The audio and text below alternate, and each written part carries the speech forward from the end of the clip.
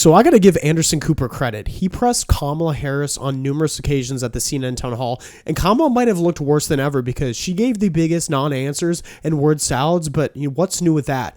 The important thing is that this was on CNN, the disinformation news network, and it seems like they've given up and they know Kamala is going to lose. So they're trying to seem like they are more fair at journalism now. But let's get right into it right away. This is great stuff. Under Donald Trump, you criticized the wall more than 50 times. You called it stupid, useless, and a medieval vanity project. Is a border wall stupid? Well, let's talk about Donald Trump and that border wall.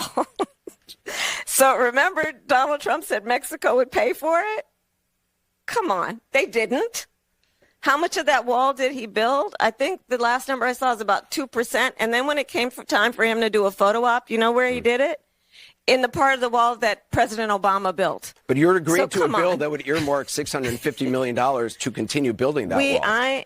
I pledge that I am going to bring forward that bipartisan bill to further strengthen and secure our border. Yes, I am. And I'm going to work across the aisle to pass a comprehensive bill that deals with a broken immigration system. I think Jackson's question, part of it was to acknowledge that America has always had migration, but there needs to be a legal process for it. People have to earn it.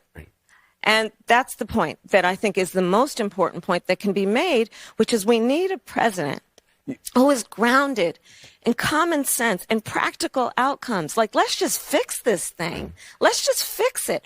Why is there any ideological perspective on this? Let's just fix the problem. To fix the problem, you're doing this compromise bill. It does call for $650 million that was earmarked under Trump to actually still go to build the wall. I am not afraid of good ideas where they occur. So you don't think it's stupid anymore? I think what he did and how he did it did not make much sense because he actually didn't do much of anything. I just talked about that wall, right? We just talked about it. He didn't actually do much of anything. But you do want to build some wall. I want to strengthen our border. That might be top 3, one of the worst Kamala responses of all time. She tried to make the argument that Trump's wall idea was stupid, but the Kamala Congress wall is not stupid.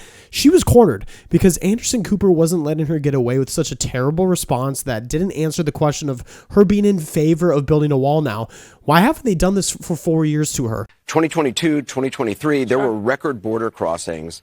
Your administration took hundreds of executive actions. It didn't stem the flow. Numbers kept going up.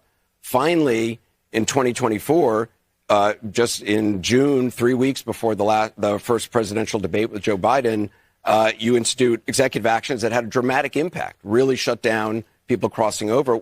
Why didn't your administration do that in 2022, 2023? First of all, you're exactly right, Anderson. And as of today, we have cut the flow of immigration by over half. In fact, the numbers I saw most recently, illegal immigration. But if it was that easy with that executive action, why not do it in 2022, 2023? Because we were working with Congress and hoping that actually we could have a long-term fix to the problem instead of a short-term fix. You couldn't have done one and both at the same time? Well, here's the thing. We have to understand that ultimately this problem is going to be fixed through congressional action. That's the biggest scam that the Democrat Party is telling you right now, that securing the border is a congressional action. Yet Kamala removed 94 Trump executive actions and added about 300 that made it impossible for the Border Patrol to do their job. But we all know why this happened. They opened the border for the first couple of years to get Democrat voters, then try to make it seem like they want to close it for political gain. I mean, you did raise your hand saying in a debate when asked if border crossing should be decriminalized, but obviously that is not your position. I never intended, nor will I ever allow America to have a border that is not secure. I believe we need to deal with illegal immigration. There needs to be consequences, which is why part of my plan that I have outlined, and again, please go to KamalaHarris.com. Sorry to throw a website on you, but why not? And you will see that part of my plan includes what we need to do to actually do more as it relates to putting resources in, including increasing penalties. The only thing that she didn't intend was for him to actually ask that fair question, expose her. I feel bad for Kamala. They selected her to run for president, but she's really running from her record. She's got to be so embarrassed by now. Just to be clear, though, what he's referring to, and you point out to when you're running for vice president in 2020, you were not talking about banning fracking, but... No, Anderson, I pledged that I would not ban fracking. Right, I know. You said you would not ban fracking. Correct. You had said in the 2019 town hall, there's no question I'm in favor of banning fracking. In 2017, you talked about Medicare for all. You talked about 2019, you raised a hand in debate about if border crossings should be decriminalized. Are all of those issues, which those are not your positions now, are all those issues that you're saying through consensus and getting stuff done you have evolved on? Well, no, let's take, for example, the issue of Medicare. My point has always been that access to health care should not... He's drilling her almost as much as Willie Brown. Just listing things off of her flip-flopping on her policy positions. And then she goes into some BS rant about really her values. Not that she admits to being wrong on the issues or evolved her position. And Anderson Cooper asked the question that's on everybody's mind, and every time Kamala can't answer it. Some voters, though, might ask, you've been in the White House for 4 years, you were vice president, not the president, but why wasn't any of that done for the last 4 years? Well, there was a lot that was done, but there's more to do, Anderson. And I'm pointing out things that need to be done, that haven't been done, but need to be done. She's going to do the things that need to be done, that can be done, but haven't been done, but need to be done. What kind of jargon did I just listen to? Yeah, she's going to campaign for a few months to say things that she will do, but can be done right now, in order to convince you she can do all those things later.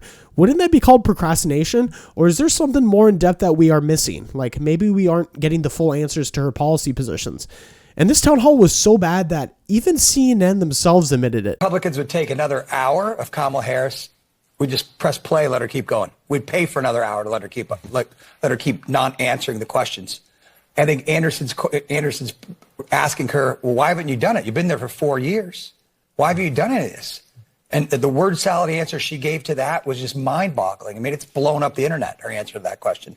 I think the things that are troubling for people were her responses to, Van said about what you're going to do to reduce costs when they asked her at the beginning. We're hurting economically. She said, I'm going to prosecute corporations, right? That's not going to lower costs. Oh. How are you going to make things better for me? I'm going to prosecute people. Trump bad is not a message that's going to get her elected. Trump bad message, I disagree with.